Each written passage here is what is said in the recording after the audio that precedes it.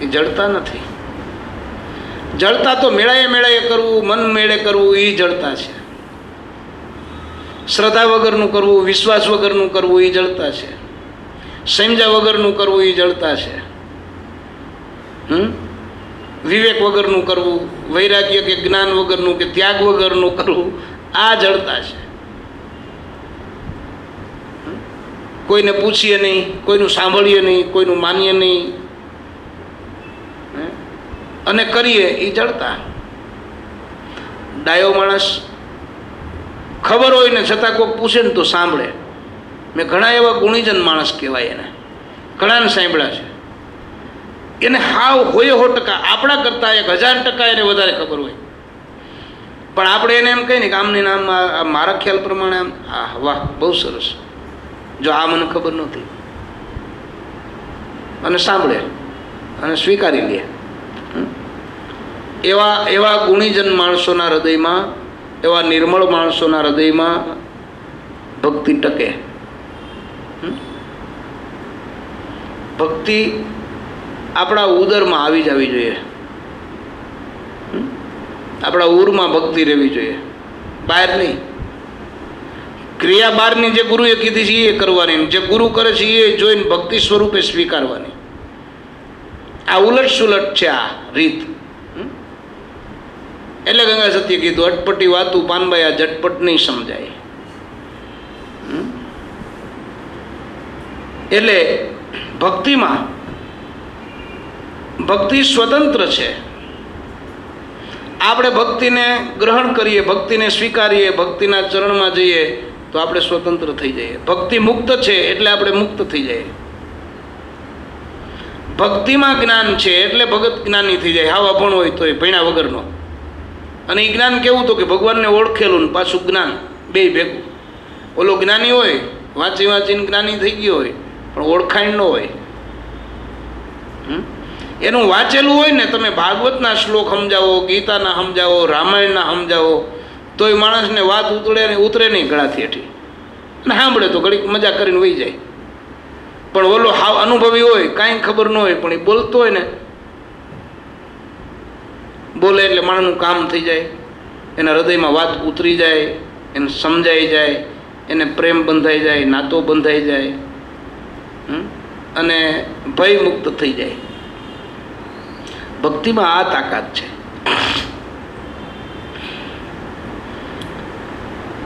પરમ ભાગ્યશાળી કહેવાય જેને સદગુરુ મળ્યા હોય ને. એ જગત આખું ભલે ભાગ્યશાળી હોય, પણ જેને સદગુરુ મળ્યા છે ને એ પરમ ભાગ્યશાળી છે.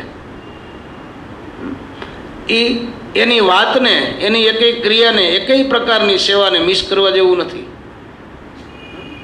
એની પૂજા, એની આરતી, પ્રણામ, પ્રદક્ષિણા, સેવા, સમરણ, સત્સંગ, એકેય ચીજ, એકેય શબ્દ, એની એક પલ, એક ક્ષણ મિસ કરવા જેવું નથી.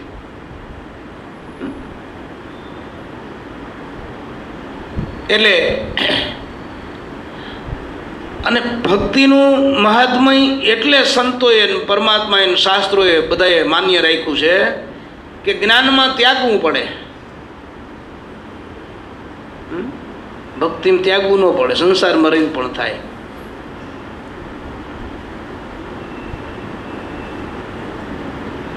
ભાગવું ન પડે.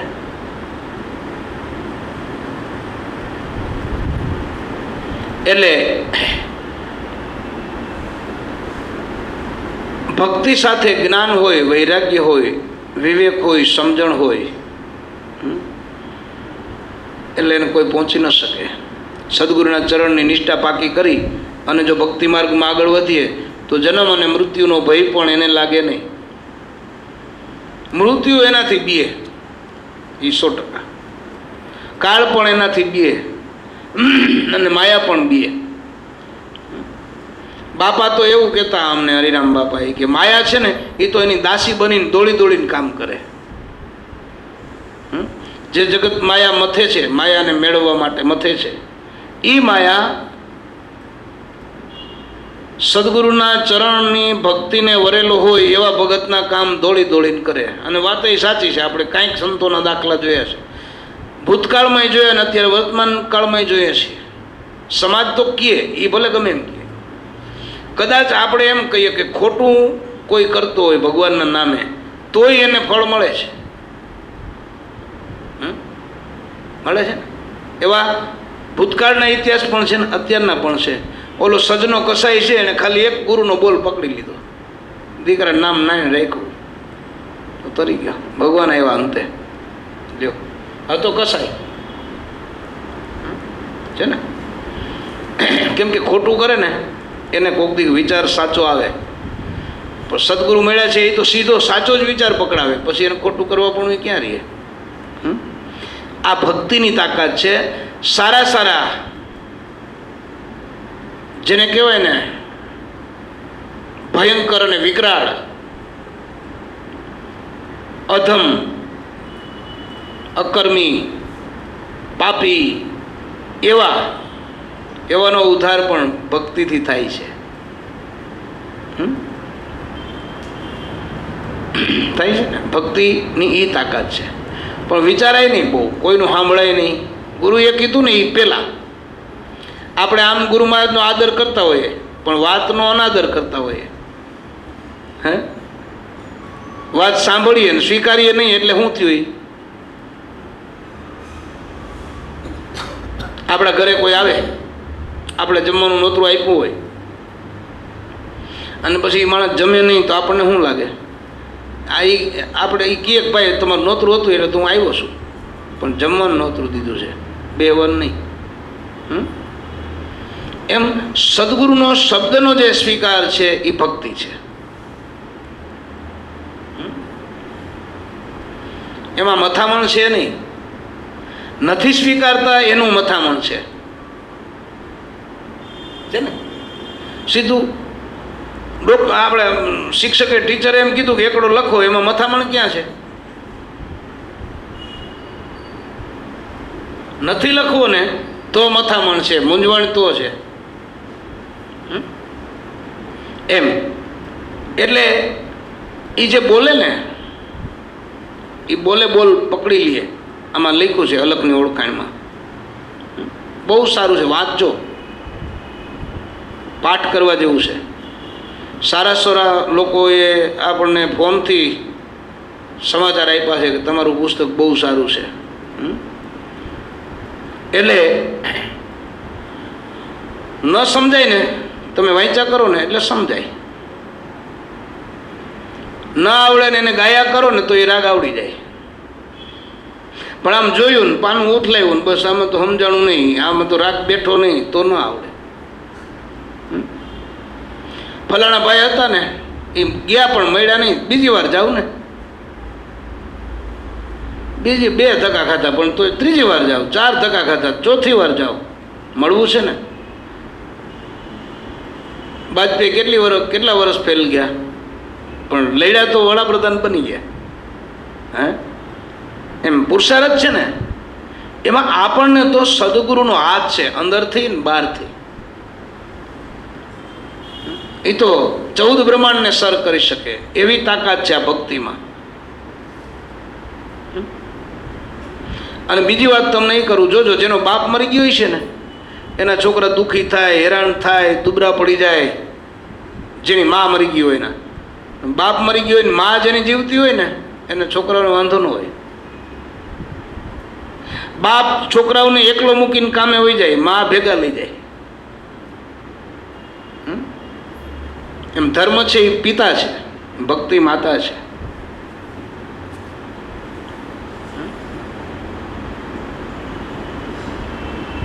એટલે ભક્તિ છે ને એને બરોબર આપણા હૃદયમાં રાખીએ. પેલું સ્થાન હૃદયમાં ભક્તિનું હોવું જોઈએ. પછી ભલે ને તમે ગમે એ કરો ને. બાપા એવું કહેતા ખાઓ પીઓ ને ખૂબ્યું કરો ને વાજા વગાડો, પણ વચનમાં રહીને તો તમારો વાળ વાંકો નહીં થાય. એટલે આવી સદગુરુના ચરણની 4 પ્રકારની ભક્તિ છે. પ્રેમ લક્ષણા, નવધા, પ્રેમલક્ષણા, પરા અને કેવળ, એ ચારે પ્રકાર સદગુરુ મહારાજ આપણને સત્સંગથી શીખવાડે છે. સદગુરુની એક એક વાતો છે ને એને પાઠની જેમ લેવાય. પાઠ જેમ આપણે સાંભળવા બેઠા એમ સંભળાય અને પછી અનુષ્ઠાનમાં એને લેવાય કે આ વાત બાકી મારે કરવી છે, એ કરવી છે. તો તમારું પરિવર્તન 8 દિન થાય. લ્યો, 8 દી તો થાય નહીં. એ બોલ્યા ને પકડી લીધું, વાર્તા પૂરી થઈ ગઈ. તો એની મેળાએ અસત્ય છે ને એ પણ એની મેળાએ છૂટી જાય. ભગવાન અંતર્યામી છે, બરાબર. આપણા મનની તો જાણે છે નહીં. આપણા કર્મ, આપણું મન, આપણા વિચાર, આપણી વાણી, આપણું વર્તન બધું જાણે છે. તન કી જાણે, મન કી જાણે, જાણે ચિત્તની ચોરી. એનાથી છટકીને જવું ક્યાં કે જેના હાથમાં છે જીવન દોરી. હે, એને જે આપણે કરીએ છીએ એટલી ખબર છે એને, એ આપણને ખબર હોવી જોઈએ કે ભાઈ એને ખબર છે. બસ આટલું રાખીએ ને તોય આપણે ફ્રી થઈ જાય, માથે ભાર ઉતરી જાય. બરાબર ને? નહીંતર શું છે, ખોટાને બધું ખોટું જ લાગે ને સાચાને બધું સાચું લાગે.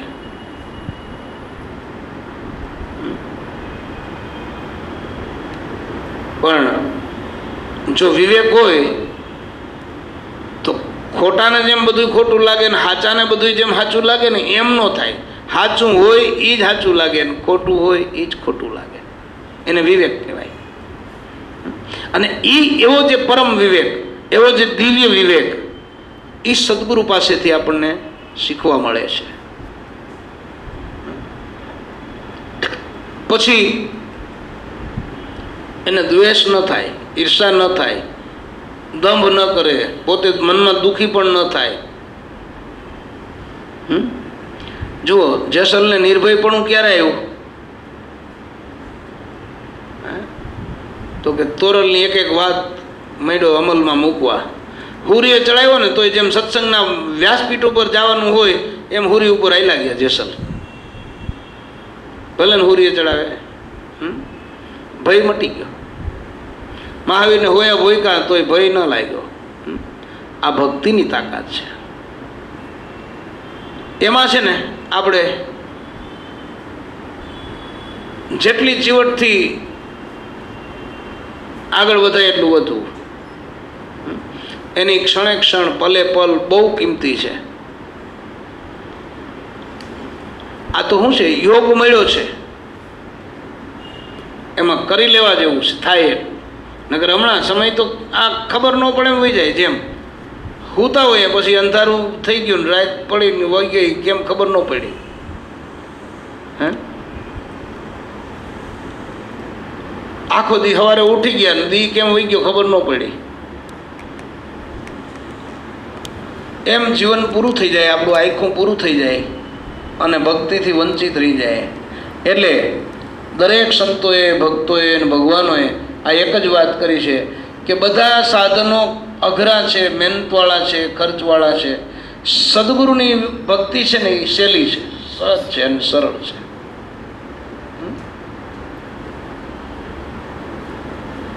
સાચા મનથી એક પ્રાર્થના તમે કરો ને તોય સાંભળી લે, તરત કામ થઈ જાય. આપણો વિચાર, આપણું મન સાચું હોવું જોઈએ. એટલે ભાવ, જ્યાં ભાવ છે ત્યાં ભક્તિ છે, ભક્તિ છે ત્યાં ભગવાન છે. અને જ્યાં ભગવાન છે ત્યાં બધું છે. બધા સુખ ત્યાં છે. આપણો વ્યવહાર, આપણો ધંધો, આપણું ઘર, આ બધું સાચવતા સાચવતા આપણું કુટુંબ, પરિવાર, ભગવાન એમાંય છે. હા, આ લોકો ભલે ને કે બધું મૂકી દો, કુટુંબ ને, ગામ ને, નાયત ને, પરનાયત ને બધું છોડીને અમારા ભેગા આવી જાઓ. એમ સાધુ નથી થવું આપણે. આપણે તો સંસારમાં રહીને સાધુ થવું છે. અને જગતને એ પણ બતાવવું છે કે જુઓ, અમે સંસારમાં હોવા છતાં અમને સંસાર નડતો નથી. આને ગુરુ કૃપા કહેવાય. અગ્નિમાં પડ્યા પછી અગ્નિ દજાડે નહીં, જનકની જેમ.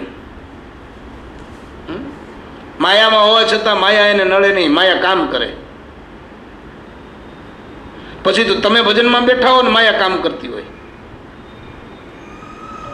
હે પણ એકવાર લક્ષ પાકું કરી લ્યો, નિષ્ઠા પાકી કરી લ્યો.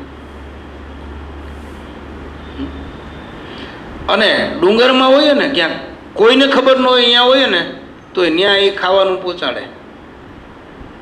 તમારે વાતો કરવી 5 માણસને ત્યાં મોકલે. ગાવાનું મન થાય તો સંગીતકારો અજયભાઈ જેવા, અક્ષયભાઈ જેવા ત્યાં એ બધા વાજા લઈને આવે. એ 100%. હા, આ ભક્તિની તાકાત છે.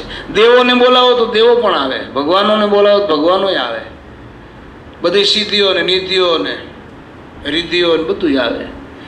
આ ભક્તિ સદગુરુ આપણને શીખવાડે. પ્રેક્ટિકલ થવું પડે આમાં, એ તો સાચી વાત. આળસ ને પ્રમાદ ને મનમુખીપણું, બેદરકારી ને નિરાયતે ને પછી ને કાલ ને આ તો બધી વાતું છે ને આમાં કાંઈ વરે નહીં, એવાનું આ મુફલિસનું કામ નથી.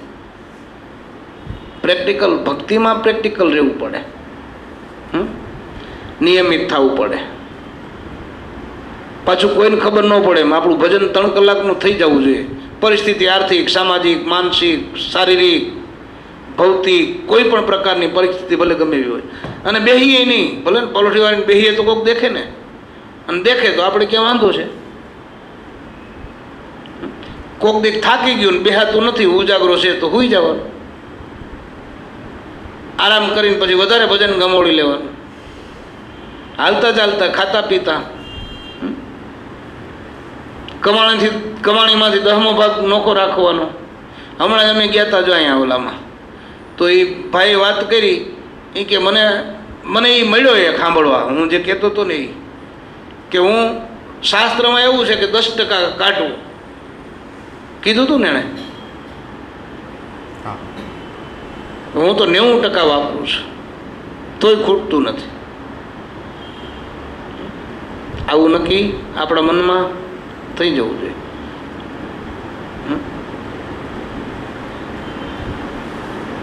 અને એકવાર નક્કી થઈ જાય પછી તો એમાં ને એમાં ભરોહો વધતો જાય.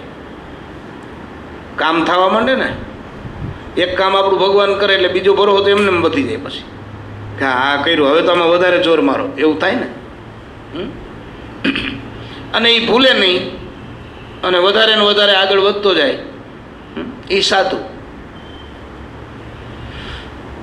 સંસારને સિદ્ધ કરીને બતાવે. તોરલે કીધું, જુઓ કોઈ ન કહી શકે એવું તોરલે કીધું. અનુભવી આવ્યો છે અવતાર, આ નુગરા શું જાણે સંસાર, એનો એળે ગયો અવતાર, આવો ને જેસલ રાય આપણે પ્રેમથી મળીએ. આ સંસાર નુગરા માટે નથી, ભક્તો માટે છે, ભક્તિ માટે છે.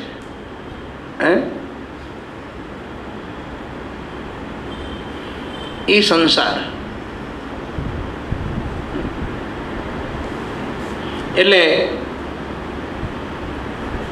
બીજી વાત એ કે આજુ વખતે હા ભક્તિમાં ખૂબ ધ્યાન દેવું, ખૂબ આગળ વધવું. જેટલું આપણે કરશું એટલું જ આપણને મળવાનું છે. ક્યાંક આપણને દોરાવા રંગ ચડાવે સેવામાં, સમરણમાં, સત્સંગમાં, એની પાસે જવાય. આ કોણે કર્યું, આવું બધું ક્યાં કરવાની જરૂર હતી, એની પાસે કોઈ દિવસ એનો સંગ જ ન કરાય. એ અધોગતિમાં જાય, આપણને લઈ જાય. પણ ઓલો એમ કે કેટલા નામ લીધા તો 5 હોય, 5 લેવાય, કલાક બેન ગમોડી લેવાય ભજન, ત્યાં બીજી વાર જવાય. ઓલો 100 રૂપિયા સેવા કરતો હોય, નારે ના 10 ધરતીઓ તો હાલે, ભગવાનને અહીંયા ક્યાં, એ તો ભાવનાનો ભૂખો છે, એ તો ભાવનાનો ભૂખો છે. પણ તું ભવનો ભૂખો છો એનું શું કરવું? આ તારા હારું સંતો શીખવાડે છે. ભગવાનને ક્યાં કંઈ જોઈએ, જોઈશ એ કેવડું મોટું પાથરી દીધું છે આપણને. આપણા જ સુખ માટે, આપણી જ સમૃદ્ધિ માટે, આપણી જ શાંતિ માટે ભક્તિ છે. એમાં કોઈનો ભાગ ખર્ચે ન ખૂટે, ચોર ન લૂટે, દિન દિન બઢત સવાયો, મેને નામ રતન ધન પાયો, મેને આ રામ રતન ધન પાયો. બાકી તો જગત આખું ભક્તિ કરે છે, પણ ભગવાન ફળે છે કે ને? તો કે જે સતત ગુરુ સેવામાં, એના સ્મરણમાં, એના સત્સંગમાં, એની આજ્ઞાઓમાં ક્યાંય પણ ચંચુપાત કર્યા વિના નિર્દોષ ભાવે, શુદ્ધ ભાવે, સહજ ભાવે, સરળ ભાવે એ કર્યા કરવું.